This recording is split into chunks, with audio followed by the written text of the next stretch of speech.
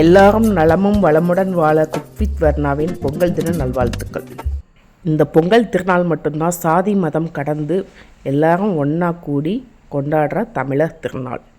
இந்த தமிழர் திருநாளில் அருமையான ஒரு பொங்கல் வச்சு காமிக்க போகிறேன்.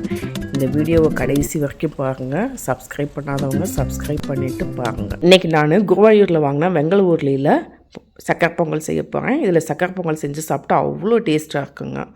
இப்போ சக்கரை பொங்கலுக்கு தேவையான அளவு அரிசி 2 கப்பு, இந்த சின்ன கப்பில் 2 கப்பு எடுத்துருக்கேங்க. இதே அளவு பாசிப்பருப்பு 2 கப் அளவுக்கு எடுத்துக்கோங்க. ரெண்டும் சம அளவில் போடும்போது பொங்கலோட டேஸ்ட்டு இன்னும் நல்லா அதிகமாக இருக்குங்க. பருப்பு நல்லா குலைவாக இருக்கும்போது அதோட டேஸ்ட்டும் வெல்லமும் கலந்து சாப்பிட்றதுக்கு அவ்வளோ தேன் மாதிரி இருக்குங்க. இப்போ ரெண்டையும் ஒன்றா கலந்து விட்டுக்கலாங்க. கலந்துட்டு நல்லா கழுவி எடுத்துட்டு அரை மணி நேரம் ஊற வச்சிடணுங்க. நல்லா ஊற வச்சாதான் நம்ம வேக வைக்கும்போது நல்லா பொங்கல் குழஞ்சி வருங்க. அதுக்காக நல்லா அரை மணி நேரம் இப்போ அடுப்பில் வச்சுக்கலாங்க. வச்சுட்டு நல்லா கலந்து விட்டுக்கலாங்க. இப்போ நம்ம பொங்கல் செய்கிறதுக்கு முன்னாடி சாமி கும்பிட்டுட்டு பொட்டு வச்சுக்கலாங்க. சந்தனமும் குங்குமமும் வச்சுட்டு பொங்கல் வைக்க ஆரம்பிக்கலாங்க. இப்போ பொட்டு வச்சாச்சு. இப்போது அடுப்பு பற்ற வச்சுக்கலாங்க.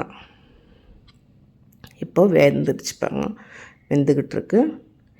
இப்போ நான் வெங்கல ஊர்லியில் பொங்கல் வைக்கும்போதுங்க, இப்போ தண்ணி தேவையான அளவு மட்டும் சேர்த்துக்கோங்க. அதுக்கப்புறம் வேணும்னா கொஞ்சம் சுடு தண்ணி சேர்த்துக்கலாங்க. ஏன்னா ஒரே டைமில் சேர்க்கும்போது நல்லா பொங்கி வழிஞ்சிடுங்க. அதனால் நான் கொஞ்சம் கொஞ்சமாக தான் சேர்த்துருக்கேன். இப்போது அரிசியும் பருப்பும் நல்லா வேகட்டுங்க. அதாவது நீங்கள் இந்த வெங்கல ஊர்லி தான் இல்லைங்க, வீட்டில் எந்த வெங்கல பாத்திரத்தில் நீங்கள் பொங்கல் வச்சாவே அது ஒரு டேஸ்ட்டாக தாங்க இருக்கும். இப்போது ஓரளவுக்கு வெந்து வந்துடுச்சு பாருங்க. பாத்திரத்தில் ஒட்டாமல் இருக்கணுன்றக்காக நல்லா கலந்து விட்டுக்குங்க. இப்போது நல்லா பொங்கி வருது பாருங்க. பொங்கலோ பொங்கல். தமிழர்களின் திருநாள் தைப்பொங்கல். வாழ்த்துக்கள். இப்போது நல்லா வெந்துடுச்சு பாருங்க. ஓரளவுக்கு பாதி அளவுக்கு நல்லா வெந்துடுச்சு. இப்போ கிளறி விட்டுக்கோங்க. ஓரளவுக்கு இதில் இருக்க தண்ணியெல்லாம் நல்லா வெந்ததுக்கப்புறமா தண்ணி வேணும்னா சேர்த்துக்கோங்க. சுடு தண்ணி சேர்த்துக்கோங்க. இப்போது ஓரளவுக்கு 3/4 பதம் வெந்துடுச்சுங்க. இப்போது நான் கொஞ்சம் தண்ணி சேர்த்துக்கிறேன். இதோட தண்ணி சேர்த்துட்டு நல்லா கிளறி விடுங்க. கிளறி விட்டு இன்னும் நல்லா வேகட்டுங்க. ஏன்னா இது சிம்மிலே தாங்க வச்சு வேகணும். சிம்மிலே வச்சு வேக வச்சாதாங்க நல்லா குலைவாக வரும் பொங்கல். பொதுவாக இந்த வெங்கல ஊர்லியில் அடி பிடிக்காதுங்க. இருந்தாலும் நம்ம கேட்டண்டி வச்சு அடியில் கிளறி விட்டுக்கிட்டே இருக்கணுங்க, அடி பிடிக்காமல். ஆனால் அடி பிடிச்சின்னா பொங்கல் நல்லா இருக்காது. அதனால் எப்பயுமே அடியில் கரண்டி போட்ட மணிக்கே தாங்க இருக்கணும். பச்சரிசினா சீக்கிரம் வெந்துடுங்க. புழுங்கல் அரிசி போட்டிருக்கிறதுனால கொஞ்சம் வேகிறதுக்கு கொஞ்சம் டைம் எடுக்குங்க. எப்படி ஒரு அரை மணி நேரம் ஆகுங்க பொங்கல் வைக்கிறதுக்கு. இப்போ ஓரளவுக்கு 3/4 பதம் வெந்துடுச்சுங்க.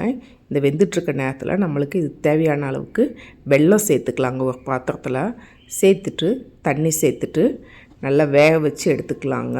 அடுப்பில் வச்சுட்டு நல்லா வெல்லம் கரைசல் மாதிரி வேக வச்சு வடிகட்டி எடுத்துக்கலாங்க. இப்போ பார்த்திங்கன்னா அரிசியும் பருப்பும் நல்லா வெந்துடுச்சு பாருங்கள். இந்த மாதிரி குலைவாக வேக வைக்கணுங்க. எப்பயுமே பொங்கலுக்கு இந்த மாதிரி குலைவாக வேக வச்சாதாங்க டேஸ்ட்டு நல்லாயிருக்கும்.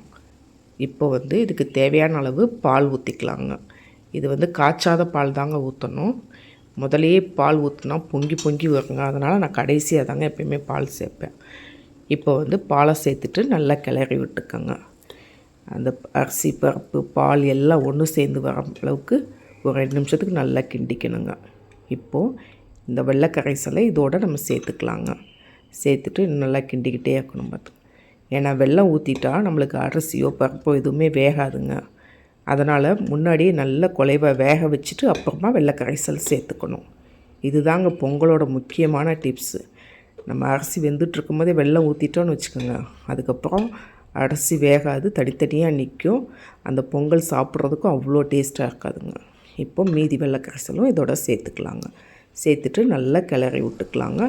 இப்போ ஒரு 4-5 நிமிஷத்துக்கு வேகணுங்க. வெந்தால் தான் அந்த அரிசி பருப்பு வெல்லம் எல்லாமே சேர்ந்து வருங்க. இப்போது இதுக்கு தேவையான அளவுக்கு பொங்கலுக்கு நெய் ஊற்றிக்கலாங்க. நெய் தாங்க சக்கரை பொங்கலுக்கு ஸ்பெஷலேவும். அதனால் நெய் கொஞ்சம் தாராளமாகவே சேர்த்துக்கோங்க. இப்போது இதையும் 2 நிமிஷம் நம்ம நல்லா வேக வைக்கணுங்க. இன்னும் நெய்யும் அரிசி பருப்பும் எல்லாமே சேர்ந்து வெந்தால் தாங்க அந்த டேஸ்ட் ரொம்ப நல்லாயிருக்கும்.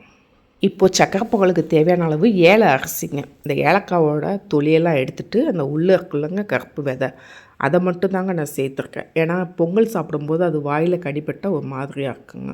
அதனால் அந்த அரிசி மட்டும் சேர்த்துருக்கேங்க. இப்போது சக்கரை பொங்கலுக்கு தேவையான அளவுக்கு முந்திரி பருப்பு கிஸ்மிஸ் எல்லாம் போட்டு நெய்யில் போட்டு வறுத்து எடுத்துக்கலாங்க. நல்லா புரிஞ்சதுக்கப்புறமா இந்த நம்ம அருமையான பொங்கலோடு சேர்த்து கிளறி விடலாங்க. இப்போ சூப்பரான ஒரு பொங்கல் தயாராகிடுச்சுங்க. நான் சொன்ன இதே மெத்தடில் நீங்களும் வீட்டில் செஞ்சு பாருங்க. இப்போ முந்திரி பருப்பு நெய்யும் சேர்த்தாலுங்க இதோட ஒரு நிமிஷம் நம்ம அடுப்புலேயே வச்சிடணுங்க. ஏன்னா அந்த முந்திரி பருப்பும் இதோடு சேர்ந்து நல்லா வேகணுங்க. ஒரு நிமிஷம் சிம்லேயே வச்சாவே போதுங்க. இப்போ நம்மளுக்கு சூப்பரான ஒரு பொங்கல் ரெடி ஆகிடுச்சு. நீங்களும் இதே மாதிரி வீட்டில் செஞ்சு பாருங்கள். பொங்கல் அன்னைக்கு எல்லாருக்கும் பொங்கல் தின நல்வாழ்த்துக்கள். பொங்கலோ பொங்கல்.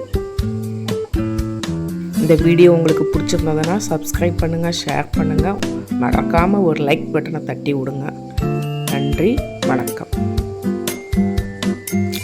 பொங்கலை வாழை இலையில் வச்சு சாப்பிடுங்க, அவ்வளோ டேஸ்ட்டாக இருக்கும். இதோட தேங்காய் சில்லு எடுத்து சாப்பிடுங்க, அது இன்னும் ரொம்ப அருமையான டேஸ்ட்டோடு இருக்குங்க. நீங்களும் இதே மாதிரி பொங்கல் அன்னைக்கு வீட்டில் செஞ்சுப்பாங்க. நன்றி, வணக்கம்.